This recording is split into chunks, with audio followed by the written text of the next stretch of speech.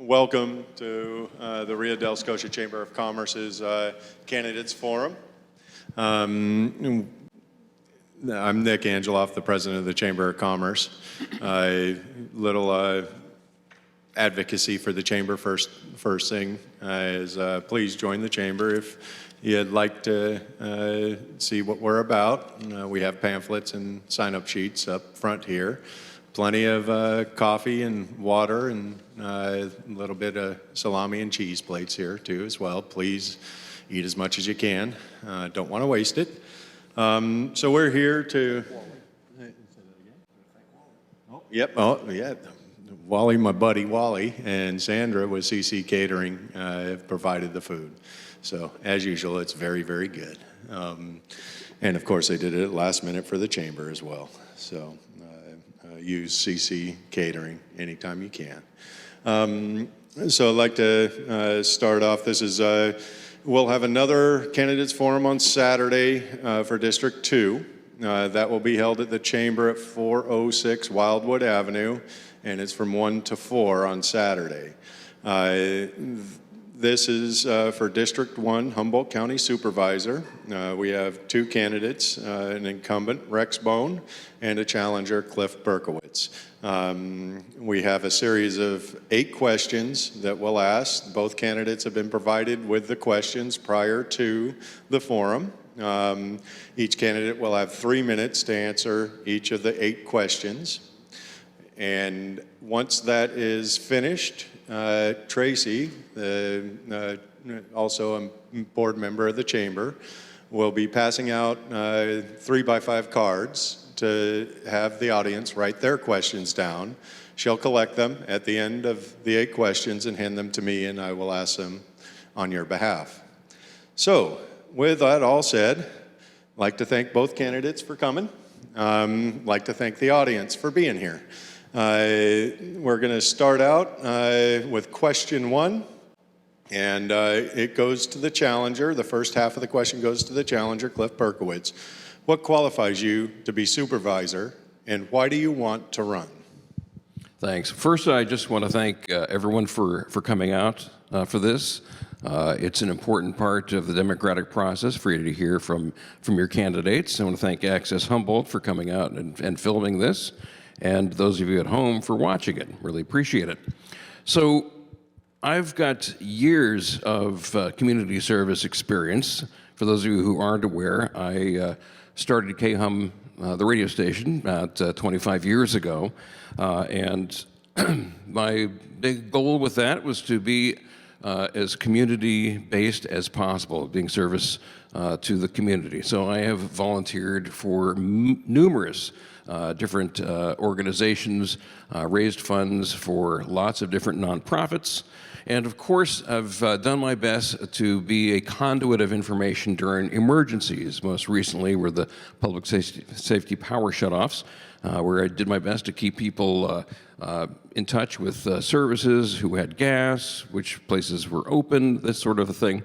I also have years of managerial experience. I've been doing radio for about 42 years and management throughout most of it. So I've got years of building consensus. Building consensus is important in any business, and it's of course important for the Board of Supervisors, because we all work as a body together. I'm not afraid to make tough decisions. I did that all the time. I do have a vision for the county. It's locally based, uniquely Humboldt, healthy, environmentally sound, thriving, sustainable, diverse, and respectful community. I've said this before also, I really believe in fairness and transparency. With so much at stake nationwide and throughout the county, with sea level rise happening, the roads deteriorating, I just couldn't sit on the sidelines anymore and decided I needed to jump into this race and with both feet and do what I can for the community. And as I've said before, I firmly believe that Humboldt County's best days are still ahead of us. Thank you, Mr. Berkowitz. And the question for the incumbent, Mr. Rex Bone, is what are the things that you've done on the board of which you are most proud? Well, most proud, and thanks to everybody. But I think most proud is winning the election 8 years ago, running unopposed 4 years ago, having 2 or 3 different challengers over the last year, year and a half, and Cliff stepping up, and I think that's a good barometer to how you're doing. There's a lot of things I'm proud of. I think a balanced budget for 8 years is really unheard of in government, and I think that's great. We've been able to do labor negotiations and have good pay raises, because to run a good county, you've got to have a good qualified staff and pay them fairly. When I came on the board in 2012, we had $255,000 in our emergency fund. We're at about $5.9 million now. That may come in handy when the market, they keep telling it's going to happen, but they've been, it's going to deteriorate and it's going to cost us tax dollars. So I'm proud that we've been able to build those funds up. I'm proud that we've been able to increase the road budget every year for 8 years. I keep hearing about roads, and I want you to know everything was paved perfect when I took over 8 years ago, and it's deteriorated underneath. I've gone up and torn them up. But I always say this is the easiest job in the world till you're elected. And you have to implement all your plans, promises, and dreams. And all your plans, promises, and dreams, the first thing you have to do is learn how to count to 3. And you have to find people on the board that want to work with you, and I've been great at that. And you've also got to be able to see if there's the funds to do those things and still provide all the services that are already in place. I'm the only supervisor. I'm not a big tax guy, but I'm the only guy that has supervised that donated $2,500 each time for Measure Z and Measure O for our public safety dollars. I'm glad that we've got 8 deputies in the current class, so we'll be able to start filling. We have about 15 vacancies to 17 vacancies. Now, on those 17 vacancies, about half of them, we actually have people in place for them. They're retired annuitants that have retired and are still working. So we're thankful for those, and it keeps them busy because they get to retire, a little younger than the rest of us. We've made some great strides over the last 8 years. Case in point, I've worked really hard in Scotia with Frank Basic to walk the maps through, so we were able to have, be able to sell these affordable houses and do the lot lines adjustments, because you got to understand this was one huge parcel with no meters on the houses, and it was a long process. But with the county's help, the surveyor's help, and everybody's, and walking it through, Frank was in the town of Scotia, or Marathon was able to provide that. I was telling Nick in 1992 when we had the big earthquake in the town of Scotia.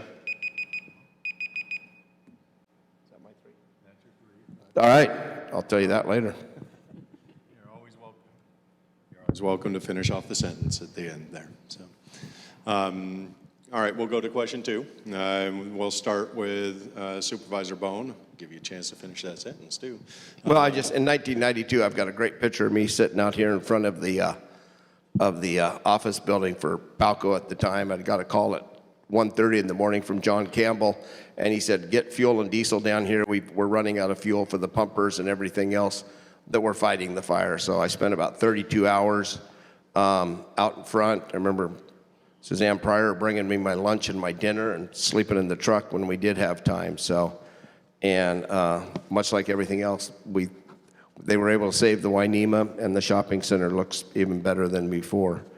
In the upcoming year, what we're going to address, climate change, sea level rise, and we're not addressing it this year. We've been addressing this for years as it's been evolving, and we've actually brought climate change staff on board, and we're probably within the next month or 2 going to be doing a climate action advisory committee that's going to address agricultural, transportation, and probably 1 or 2 people from every district. So we have a cross-section of people that this is affecting, especially the Arcata bottomlands. I've got big problems in the Eel River. Sea level rise, the Salt River is going to help with that. Is it going to fix it? No, but it's going to give some place for the water to go. So hopefully those things will come to fruition. Roads, this will be our first year with $7.1 million from SB1 funds from the state from our gas tax. This will be our first year of implementing that. That's about a 25% increase to our road budget. That's huge because 20 years ago, we had 135 people in our road crew. We're down to 65. We had 16 barns, and now we have 6. We don't have any less roads. We've got 1,207 miles of roads to maintain. That was where they cut staff when we had the downturn back in the late 2005, 6, 7, 8, that whole series there before we made our comeback. So with that money, we're going to have the situation where we're going to be able to hit these roads. And we've done it. We're replacing bridges. We've got some great FEMA monies coming in for some big projects. With all these disasters that have happened, getting money out of FEMA on the regular way, they've been dealing with a lot of the Florida, all the other aspects that are going on with disasters. So there's a lot of good stuff happening. There's additional funding for homeless, which is going to help that immensely. You've seen the governor's got a very ambitious budget on homeless and opioid addictions, mental health, so that we're going to get our fair share of those dollars. So we've got a lot of good things to look for that are going to work us forward. Thank you, Supervisor Bone. Cliff, the question is, what is the board addressing in the upcoming year that you think is the most significant, and how do you see yourself contributing to the resolution? Well, there are lots of important things that the board will likely be addressing over the next year, and in 3 minutes I don't have time to discuss all of the different things that I would like to do, so I'll just do little thumbnails, and I believe a lot of these questions are going to be coming up down the road. So let's touch on that. First off, everything is connected, okay? And I do have plans for all these things. We touched on sea level rise. This is critical. We're already dealing with it now. It's already happening. We've got Humboldt Bay, which is actually subsiding, and sea level rise going up faster than it was expected. So we need 2 plans. We need a short-term plan, how to deal with that, and how to shore up the levees that we currently have and maybe add to the salt marsh to help with the wind energy or the wave energy. But we also need to do some long-term planning, get shovel-ready plans ready to go for 10, 15 years down the road when it's going to absolutely be needed. We need we'll be dealing with energy and energy policy.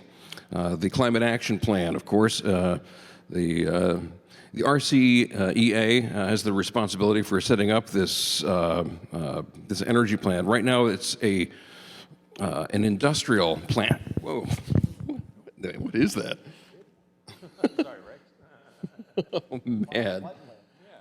Wow. Bumblebee. I'm being attacked. Anyway, we need to look at a sustainable energy plan. Solar and distributed generation is going to be something that we're going to be looking at, and I'll be talking more about that later on. Cannabis regulation, of course, is going to be talked about. We'll be looking at small grows, industrial grows, compliance, roads, and infrastructure. I've got lots to say about that. We'll be talking about that again later on in this evening. Housing and homelessness, lots of information on that. Mental health, substance abuse, transportation, jobs, the economy, and of course the general plan. All these things are important and all are really related. So, as I said, more details to come later on this evening. You. And then the question 3, we'll continue the process and follow up with Cliff here. How do you propose to address future power shutoffs by PG&E to protect people and businesses? How do you see the future of energy supply in Humboldt County? Excellent, as I was just touching on that. So the public safety power shutoffs, or PSPS, or what I like to call the PSPS-BS, has got to stop. This has been amazingly annoying. And they say, well, this is going to be the new normal. If this is the new normal, then we need a different normal, because this is not okay. Several things. I would love to see PG&E emerge from bankruptcy as a public utility, a truly public utility, rather than a large for-profit company. But I think we need to look at a different model. I was talking about rather than a big project for export, which is what the RCEA was looking at, large things like TerraGen, which were going to generate lots of electricity and export it out of the area for us to make money. I think we need to rethink this and look at it a more sustainable, non-industrial project. The taxes that was supposedly going to be bringing to the community is not real. They're not located in our area, and therefore most of the taxes don't come to us. A small pittance of it does, if you actually look at the numbers. Distributed generation, very important. That means generation that's not happening in just one place. It's generated all over the place at various different places. It makes us more resilient, more flexible. We need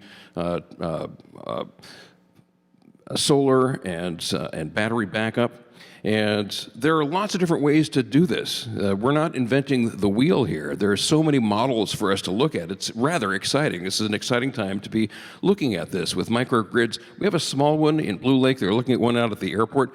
But places like Cape Cod have a municipal solar system where they are supplying electricity for the entire community at below cost, below market rate, and all that money is going to help services for Cape Cod. Absolutely remarkable. That's something we could probably be doing here.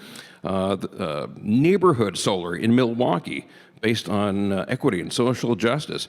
All these things also are bringing lots of jobs. A green economy is thriving in these places. Plus, there are many modes of electrical generation that we can look at, such as microwind. Lots of places, lots of homes could have these little microwind things. In-stream hydro, not using dams, in-stream hydro. Tidal, offshore wind, which is being looked at right now as a pilot project. All these things need to be looked at and explored. And of course, California is moving towards all electric vehicles. Having electric vehicles as part of the system can also be part of the battery backup for Humboldt County. It all works together and is working already in many communities. As I said, we're not inventing the wheel. This is something we can just adapt to our area.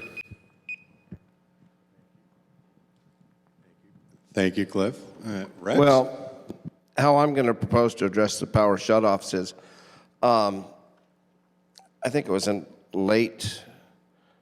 November, I met with the CEO of PG&E. He came up here and met with Sheriff Hansel and I because we'd written a pretty scathing letter about why are we suffering through PSPSs when the power problem's not ours. I've got 63 years here, and I know enough people at the power plant and talked to enough people. They never retested if we could backfill like we could with the old plant when they built the new cogen plant. So what we did is in the last month and a half, they've run power tests on the motors out there because they have to run them at 50% or less to backfill our power through our grid because it just won't accept all the power they put out. So in turn, they've done those tests. They've got a variance to keep running those tests till the end of June. I'm on the Air Quality Board also. So we've got a meeting in the middle of March with the CEO. He's flying back up, and I imagine that's because we put a lot of things on the table. We asked to have that backfilled. We didn't ask to have the whole county backed up. That was going to be too big of an ask. But we did ask. The biggest thing is, first and foremost, was the hospitals. You know how inconvenient, I'm almost 66 years old. Do you know how inconvenient it is if you have a surgery planned and you find out the night before that the hospital can't do it, your family's driven up here if they need to, you've taken time off from work if you're still working. We need to make sure, hospitals cannot do surgeries on backup power. They can finish the surgery on backup power, but they can't start one on backup power. So as long as we can get that. So I'm going to go out on a limb here. I don't think we will suffer the PSP. It's not the new norm. It was last year's situation that we have to address. Now, if we have a wind event, an extreme wind event, then I'm okay with having the power shut off. Nobody died last year. Nobody died. We did not have any major fires. The fires burnt last year around 6% of what has burned on average the last 3 years. Last year. So as stupid as they seemed, and I will never defend PG&E, I don't know if we were lucky or we've done better at clearing back our lands, our good neighbor policies that we're instituting, so we clear the lines out. Nobody died, and the fires weren't as extreme as they had been. So I think for us, the citizens, that's a small victory. I've lived here long enough. I know my power had been out 5, 6, 7 days in the old days. It's almost unacceptable now, but I'm pretty sure on the March meeting he's going to come up and say, we're going to be able to backfill our power through that power plant. And because our letter mentioned, we've been good neighbors with PG&E. We let them store their nuclear wastes here. They could at least be good neighbors to us and make sure they can power back with that 700 million power plant that they have out there. Thank you. Okay, and then this one's come straight back to you, Rex. What are the greatest issues in the local cannabis industry at present, and how do you see your role relating to that industry? Well, we hear a lot about that because we hear a lot about how bad our system is, but if you realize out of 58 counties, we are #1 in the state in licenses. We are #1 in the state for small individual permits, and we are #1 in the state for acreage. So we're doing something right. I hear about the mom and pops. Mom and pops, if they want to grow under 2,500 feet, we have a way to facilitate them, and it's cost effective. 2,500 feet and above, there is no way that you can do it without dealing with the Water Board and the Department of Fish and Wildlife. That's a state agency. That's where a lot of the hiccups hang up, and that's where the issues come. Now, with 2,000 feet, I don't think 2,000 feet still has to meet the guidelines. You can't do it in a neighborhood. You have to meet setbacks. You've got to meet the minimum acreage because 2,000 feet is a lot of marijuana. I mean, that's like your whole house. For some people, twice. For me, house and a half full of marijuana. That's a lot of marijuana. So I think we want to have those cottage industries. In the general plan, I brought through a co-op. So people wanted to do manufacturing. If you had 40 acres or more, you could put a co-op facility for manufacturing and processing. So the small farmer would have somewhere to go and get a market. Our appellations are, I've been to Sacramento twice, so our brands will be recognized.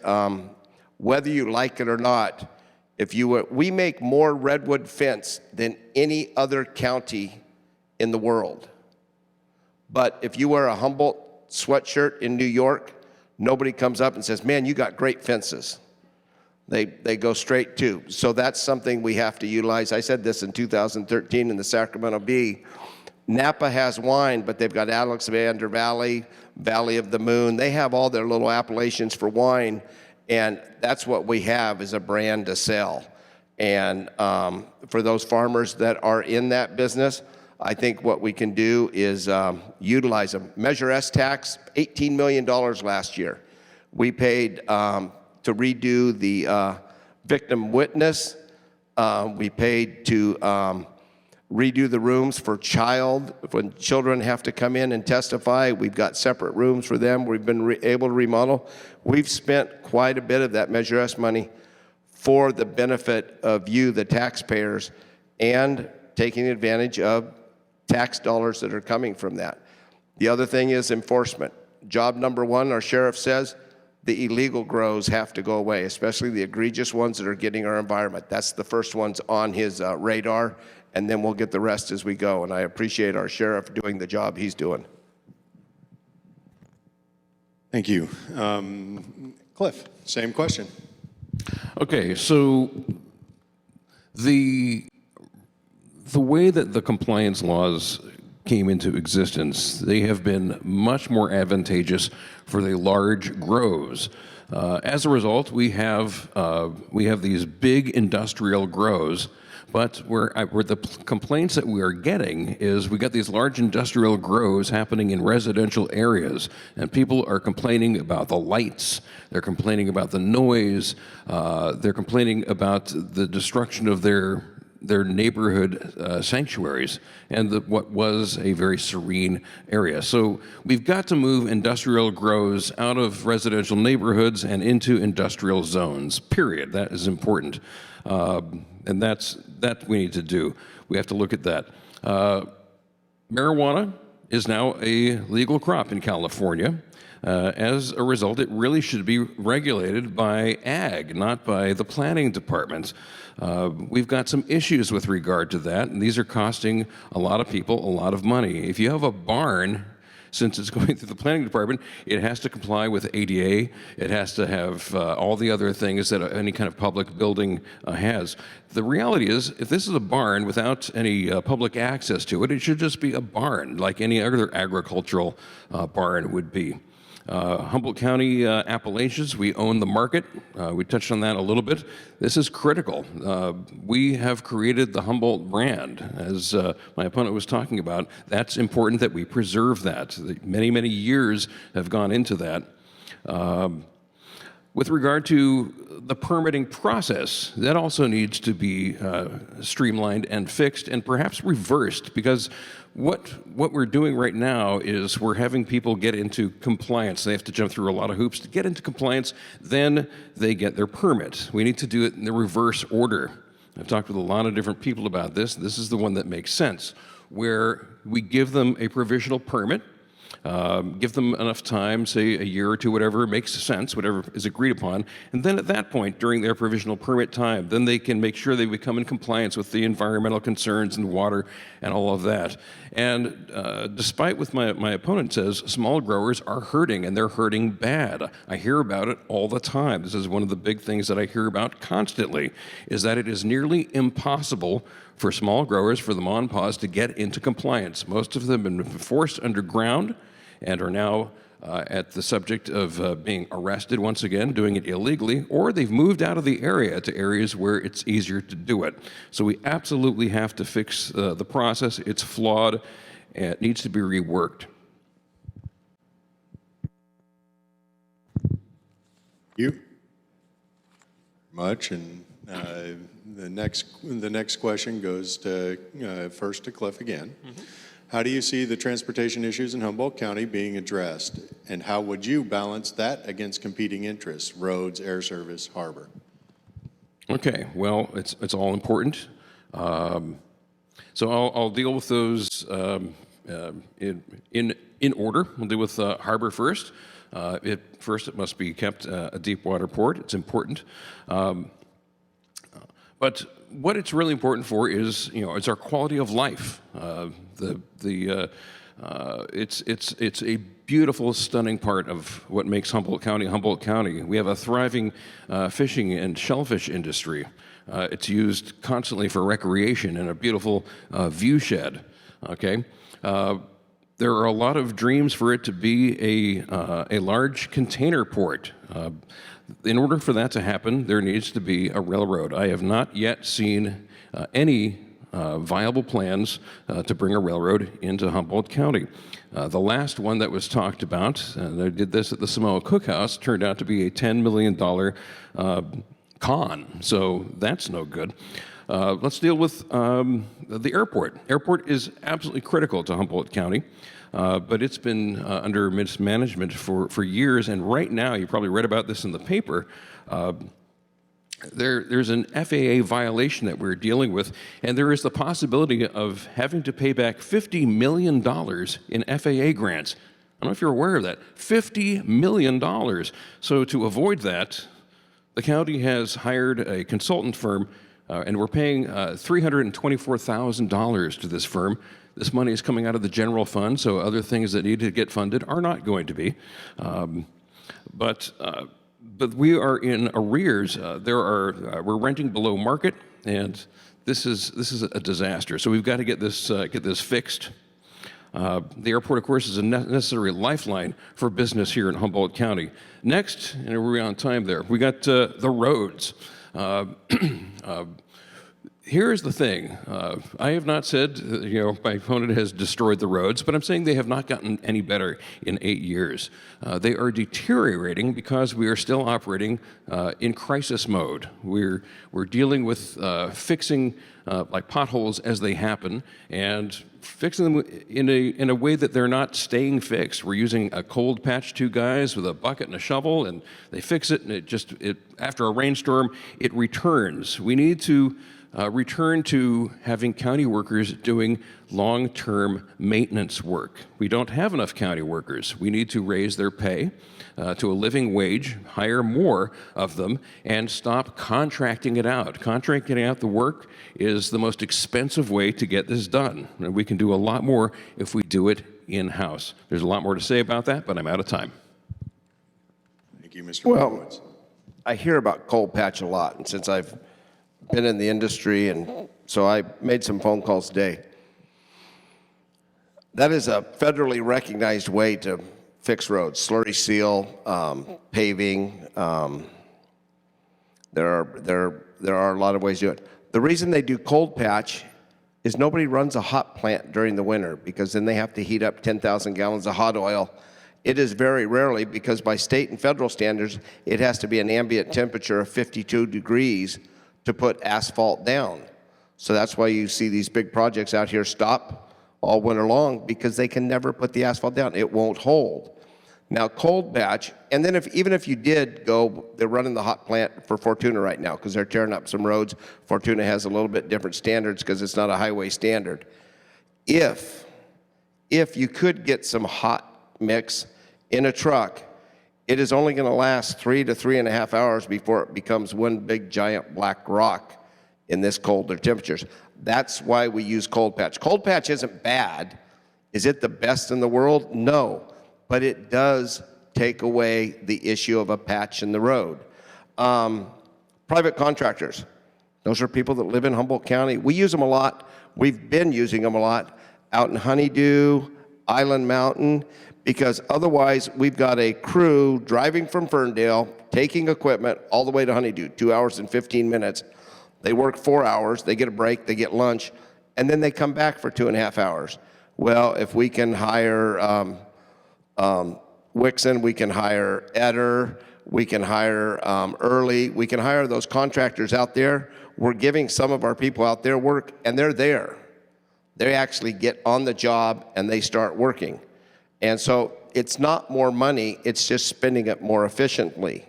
The harbor, we have a deep water harbor. I know that my opponent has said that he thinks our days of having a harbor are past us in a debate the other day.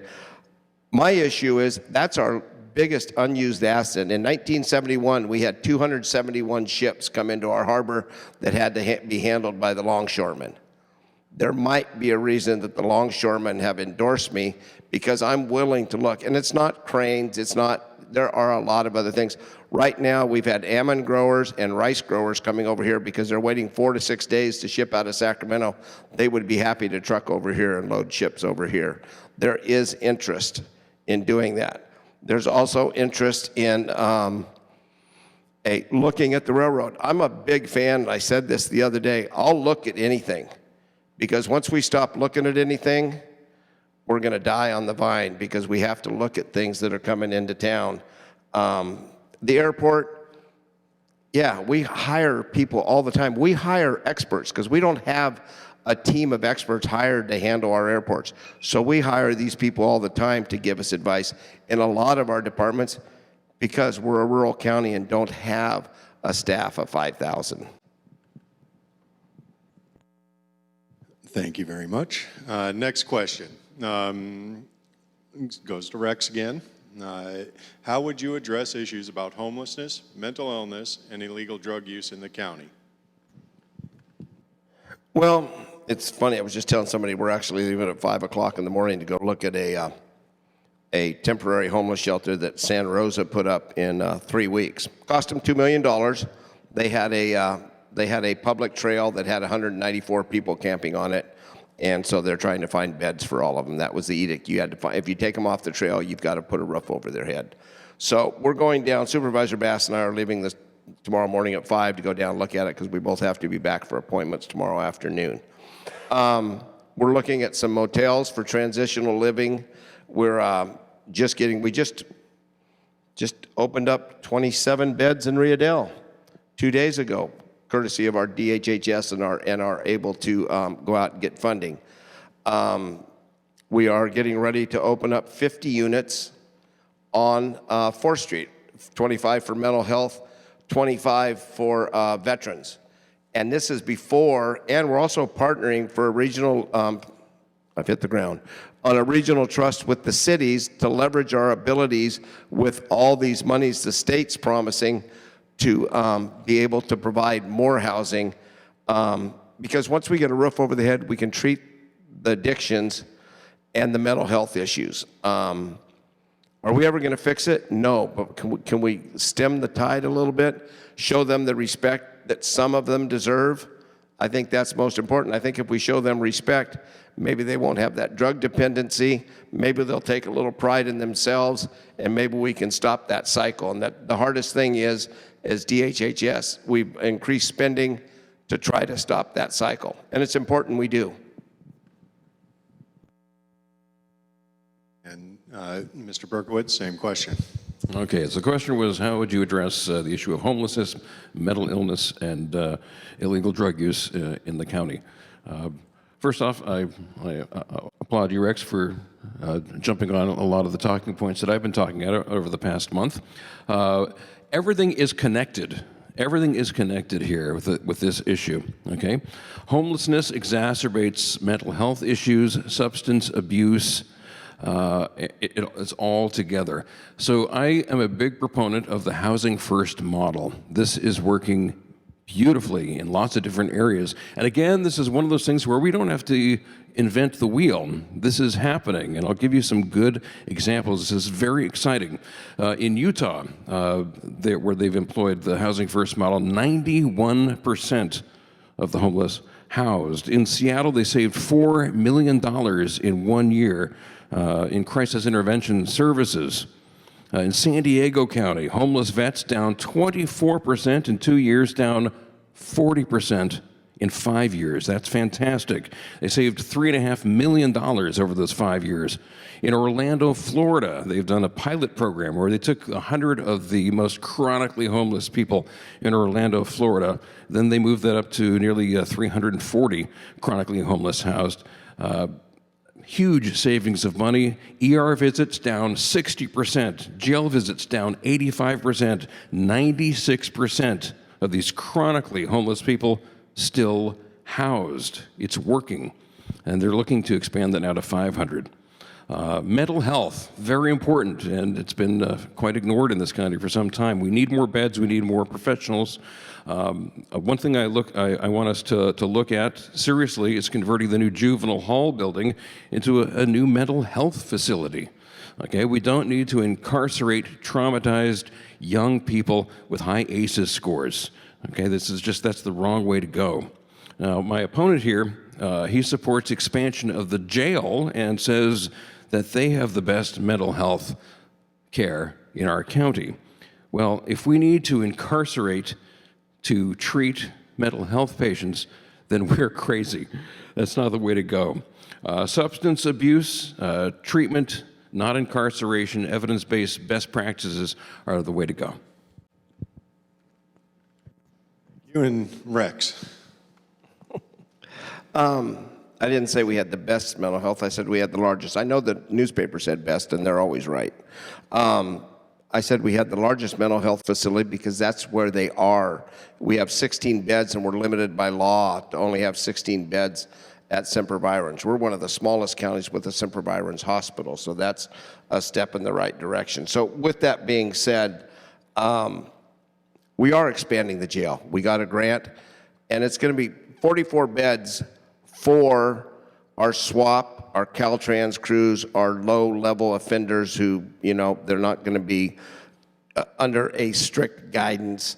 But what we're doing is we're adding mental health, we're adding job training, We're adding DHHS offices. We're adding probation offices, because now when they get released from jail, today there was 17 people released from jail that had been in there for over 100 days, I think it was.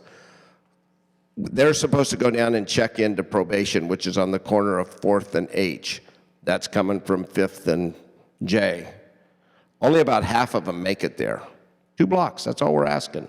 So what we're doing is we're doing all that training, putting all those facilities in one building. So instead of the first day they get out, they have to do it, we're giving them training, on-the-job training, mental health training, drug addiction training, school training.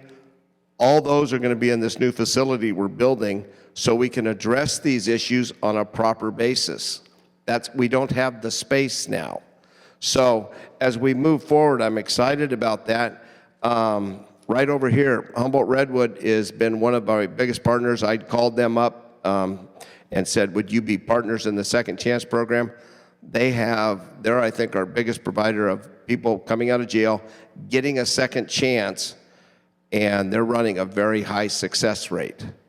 The Housing First, I appreciate that he likes the Housing First. That's been our model for 2 years, and that's what we've been working on steady, is Housing First. Again, we're a county of 4,400 square miles and 135,000 people in Northern California. Utah has done a great job. Look up the numbers, how many homeless Utah had. It's like Alpine County has none because it snows. Cold weather does not promote homelessness. They have handled the ones they've had, but the numbers are extremely low. They don't have the numbers we have. There is success all over. Seattle saved $4 million a year, but they are considered the homeless capital of the United States. They have huge problems. So as we stem this tide, it is great to look at every model up there, and that's probably why DHHS goes to conferences. They have webinars daily on what is working and not working. That's why I'm going to Santa Rosa in the morning. I want to see if this actually works, and if it works, bring it back. I keep hearing not to reinvent the wheel, but you got to understand, we need a different wheel up here. It's not the same wheel everywhere, and so we have to work it to our model. Well, the moderator has made a mistake here.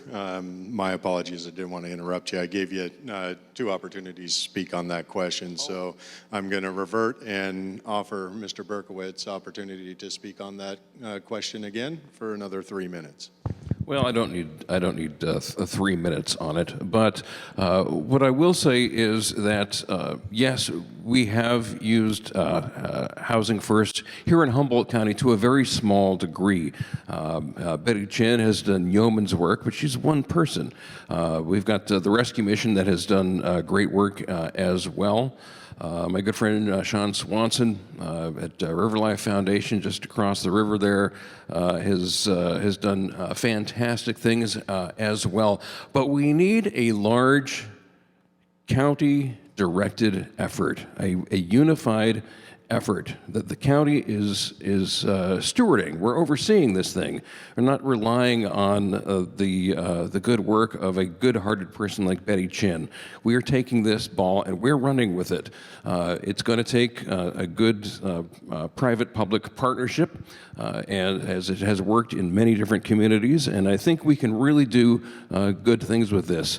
Yes, we do have a different wheel here, as my opponent says, and things will have to be adapted. We have to figure out what works in this community, but we can look at what's working in others and start trying these things out. And as I said, we need to do this countywide, not just piecemeal. And I appreciate your patience with me, rookie at this. So this next question will start out with Cliff as well. How do you balance concerns about environmental protection, economic development, and land or housing development? Well, simple. They're not mutually exclusive. They're all connected and all very important.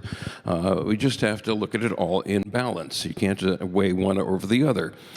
So we need all of these things. We need a fair process, same process for everyone. We need a level playing field, consistent regulation, transparent land use and fair land use decisions. With regard to the environment, we need healthy communities, air and land.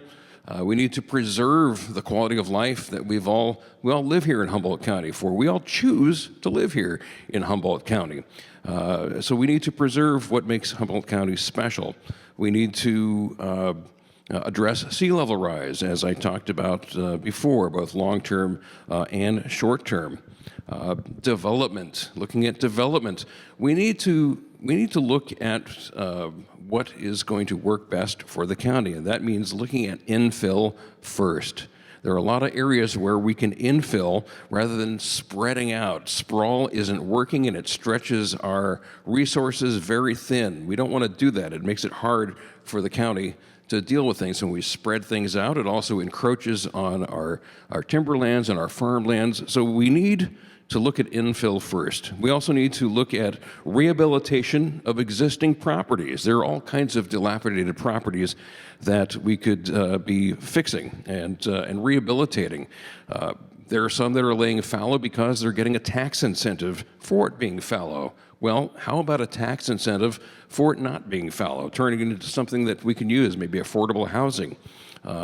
These are things that, as a supervisor, that we can actually tackle. These are things that supervisors do. We need to explore more multi-use live-work facilities. This was the model for a long time before World War II, and it makes for livable communities. We need to expand on that. Balanced with community resources and needs, roads and water and energy. Regarding the economy, okay, things that work best for the economy. Some people are looking for a big corporate savior to come in here and save the day. I have nothing against businesses coming in here and spending money, but when you look for a big corporate savior to save the day, that makes for boom and bust in an area. What really works for a community, especially like Humboldt County, is focusing on what we do best, and that is more local small businesses. Small businesses are the engine of the economy here in Humboldt County, and we need to make them work and work better. We need to do everything we can to make it favorable for small businesses to exist. Now, I've talked to a lot of people who've tried to start small businesses, and it's hard. Having done it myself, we need a local business ombudsperson to help get through the red tape. I'm out of time, so I'll pass it over to my colleague.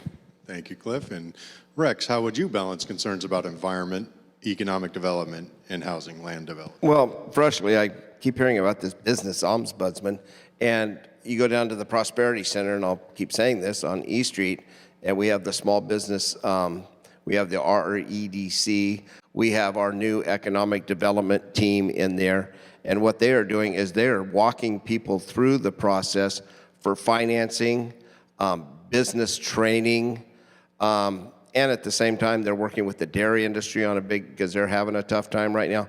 That's what they do. And then when things don't happen and things go south for a business, they work with them on job placement and job training. So we've got that pretty much in place. We just had a meeting with our economic development team, and my biggest thing, and this is what I've said for years, before you start trying to get a home run, hit singles, go to the top 50 tax-paying businesses in Humboldt County and ask them, how are we doing? What can we do better for you? What aren't we doing for you? Because it costs us about 10 cents on the dime to keep a small business here. I owned a small business when I was 25 years old for 6 years here. I've spent most of my life, all but 2 years, working for family-owned businesses here in Humboldt County. So I know how a family-owned business and how important they are.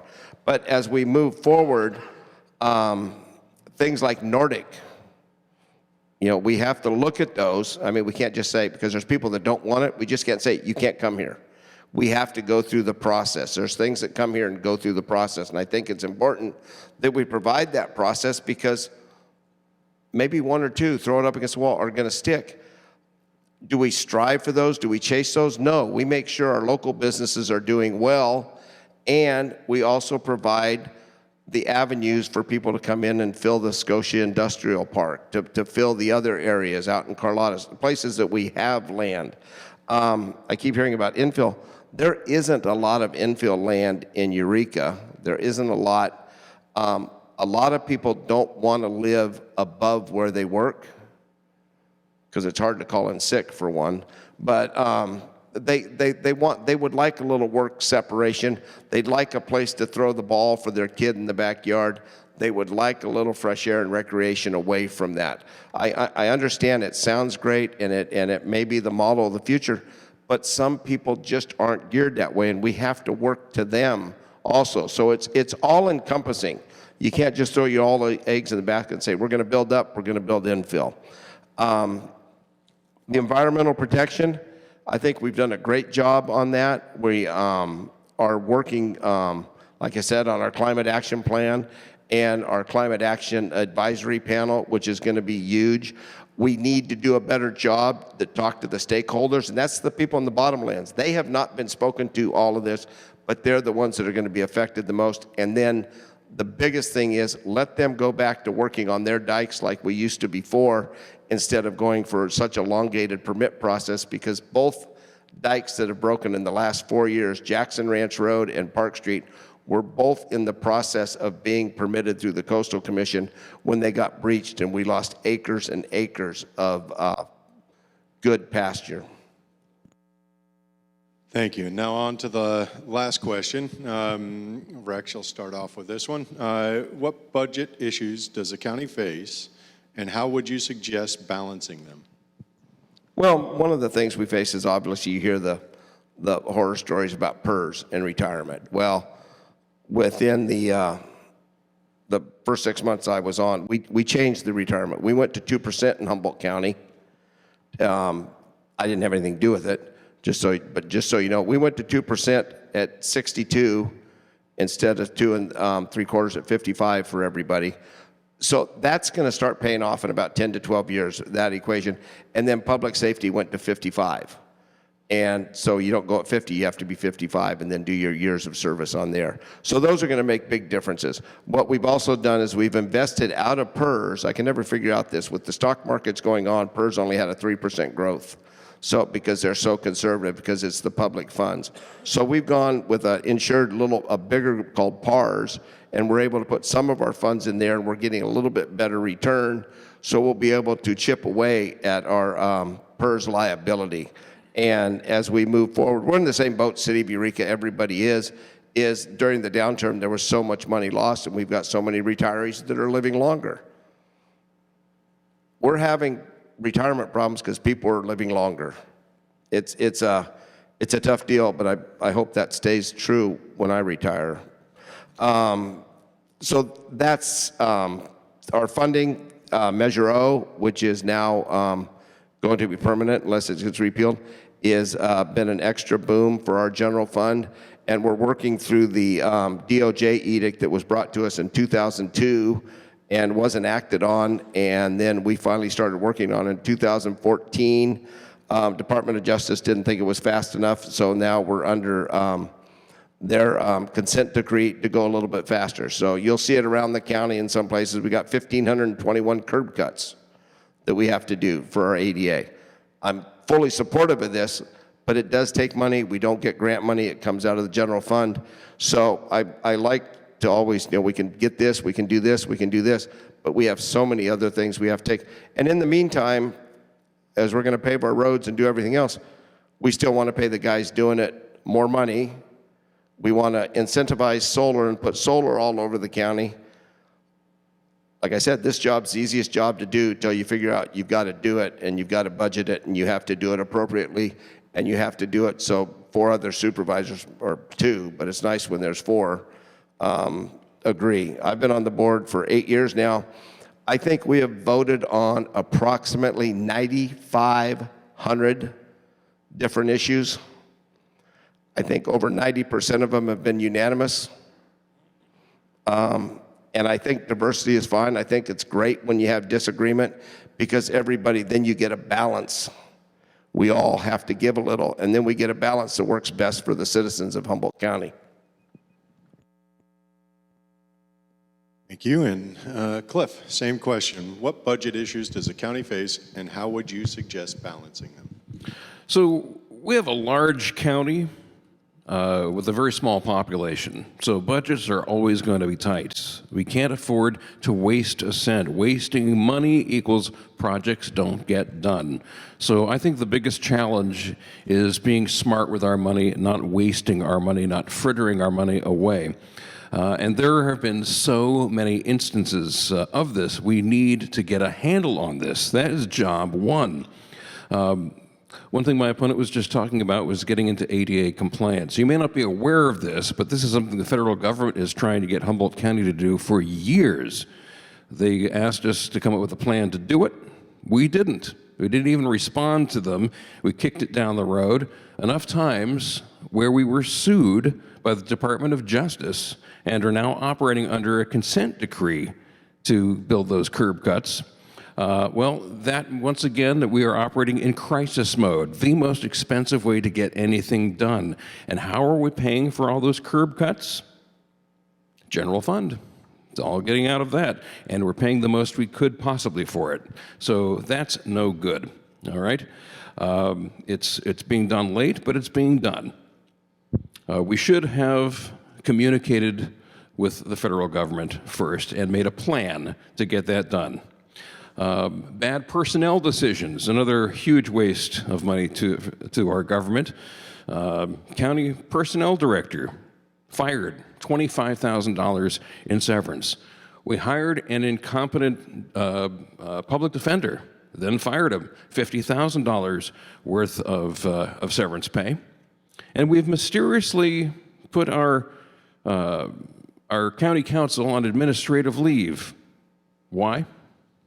Not quite sure why, but this is costing us $200,000 a year, and he's got years left on his contract. The other big thing that I want to talk about, again, wasting money, is the airport. We're a FAA violation. This could cost us $50 million in paybacks of grants. This would kill the airport and kill local business. In order to avoid this, we've had to hire a consulting firm at the cost of $324,000. Where is that money coming from? The general fund. When we siphon money from the general fund, other things don't get done. So, job one, not waste money. That'll take care of a lot of other things getting done. Thank you, Cliff. We've ended the standardized questions. We now have a series of questions from the audience. Okay, so we have two questions here, and then I've actually jotted down a few that I can ask separately. We just finished off with Cliff. We'll go through the same process. Cliff, what are your thoughts on the proposed fish farm in Samoa? So far, I'm pretty excited about it. From what I know about it, they seem to be doing things right. They're a Nordic company and do things in a much more environmentally sensitive fashion. It's a big project, but from what I know about it thus far, I'm pretty excited about it. It looks pretty good. There are a lot of unanswered questions that need to be answered. With regard to what happens, what kind of fish are going to be raised there, how is their containment, how secure is their containment in case of tsunami, that sort of a thing. But these are things that I'm sure that they are prepared to answer. So at this point, I'm excited about it. I think it could be a good thing for the community. Thank you. And Rex, same question. What are your thoughts on the proposed fish farm in Samoa? They're an operating company. Their first contact was made, and it was funny because their first contact was made with our economic development director, and I got to go to dinner with the principals, and we talked, and the 100 jobs, the building, to build them, they've got an agreement with the unions to build it. There's a lot of advantages. The use of the outfall line for the harbor is going to be huge. So to take the wastewater out, I I hear about the tsunami or earthquake in case the fish get into the water, and I always think if we have a tsunami or an earthquake that's that big, I don't know if that's going to be our biggest worry. The issue being now is, as we're moving forward, we need close to $50 to $70 million worth of infrastructure improvements on the Samoa Peninsula, and that will cover the rest of the peninsula, so there's value added to it, but a lot of that will be to be able to provide clean enough water for Nordic. Now, the water's here. We have the water. We need to use the water by 2025, or we could lose it in contract, because that water was at 200 million gallons a day going to the pulp mills before. The reason we built the dam, the reason we have that infrastructure. But we need to clean the water up. So the biggest concern we're having and how to address is, how are we going to address that $60 to $70 million worth of improvements that we're going to have? I think it's well within our wheelhouse to look at it properly, make sure that all the concerns are hit before we spend the money, and move forward with it. Like I said, they've had a lot of outreach. They've had good outreach, not a lot of outreach. But I think as it gets farther along, we'll know what the whole presentation and what it's going to provide for us. But it's 60 to 100 jobs, and the tax base will be pretty good for the schools and for the county.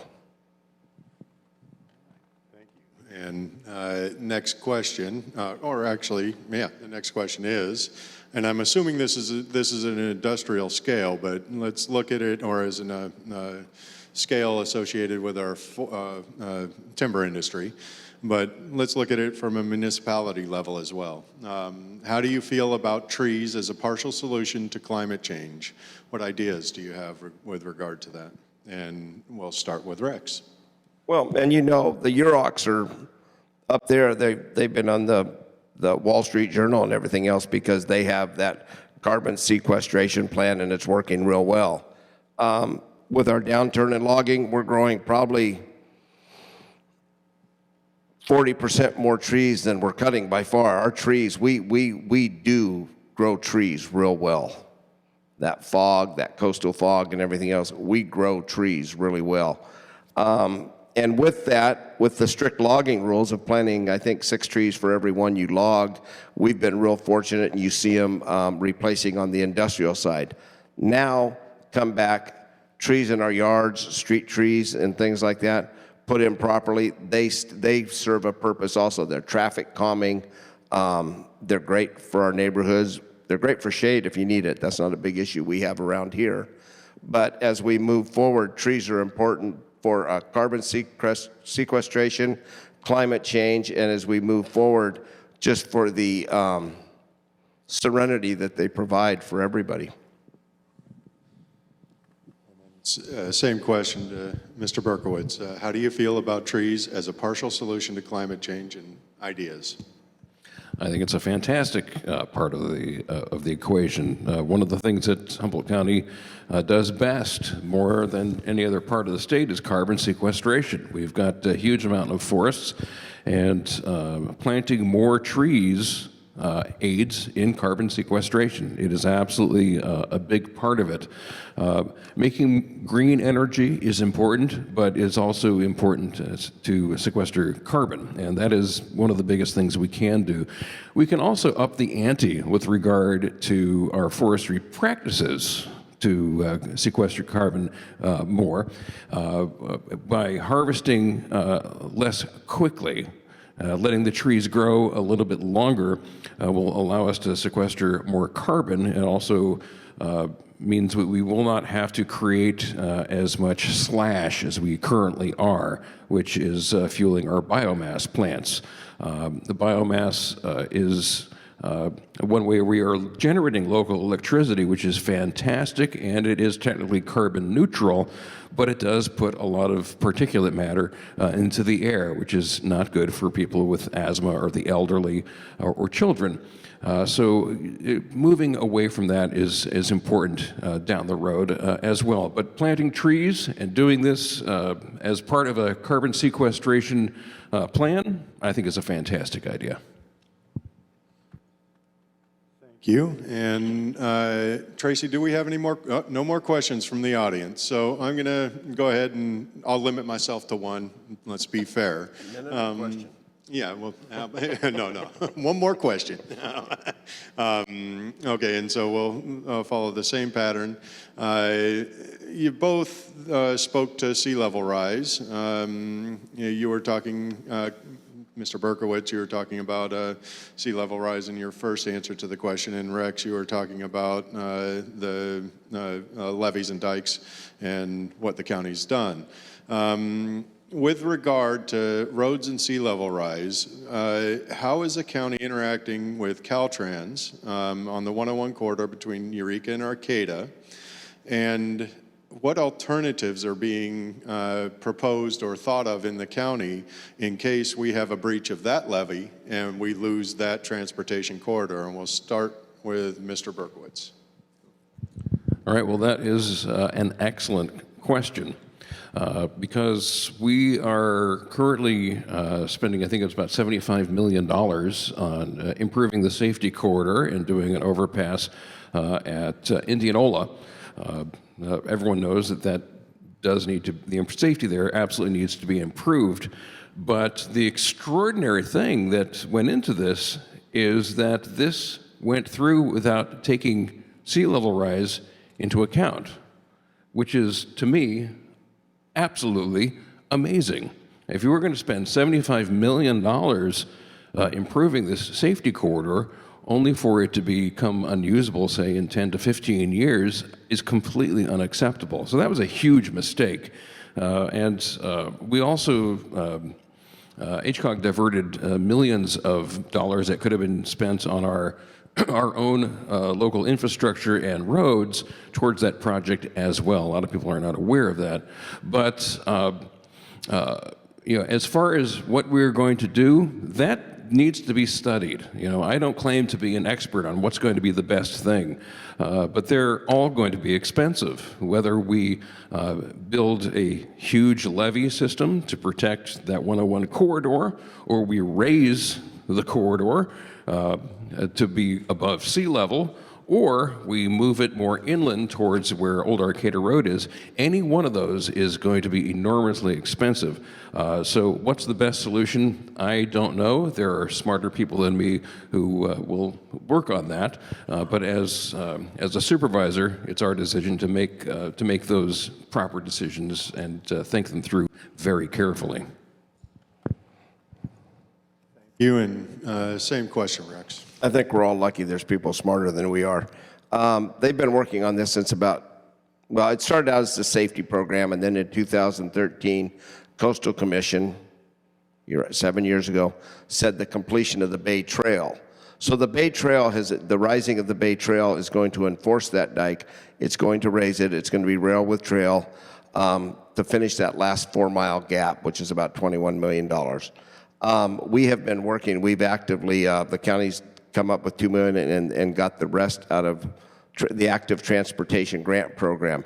The monies that are leveraged that Mr. Berkowitz talked about are funneled through HCOG, which is all the members of the county and all the members of all the incorporated cities. So they all have a say in how those funds are spent. So it can't all go there, it can't all go here. And with that, I think the first meeting was held in 2011, 2012 at the Wharfinger, and they had pictures of a causeway. They were going to do a causeway, raising to accept sea level rise. And I think what they're doing now to accept sea level rise, I think they're looking at the off-ramp in Indianola, but they're also looking at being able to raise the road bed and then being able to raise it again if the sea level rise keeps going as rapid as it is. There's no guarantee it's going to go as rapid as it is. I think a lot of people feel it is, and I think they're going to plan for it. So there's a lot of different ways that Caltrans is looking at it. They have a myriad of experts. They probably had 25 people at the meeting. It was one of those sticky dot ones. What do you think of this? What do you think of that? But since then, they've had a couple more, and I've attended them because I've wanted to know. It's not my district, but that is a major thoroughfare, and it's going to be the trail and the other aspects of the road are going to be monumental to our county.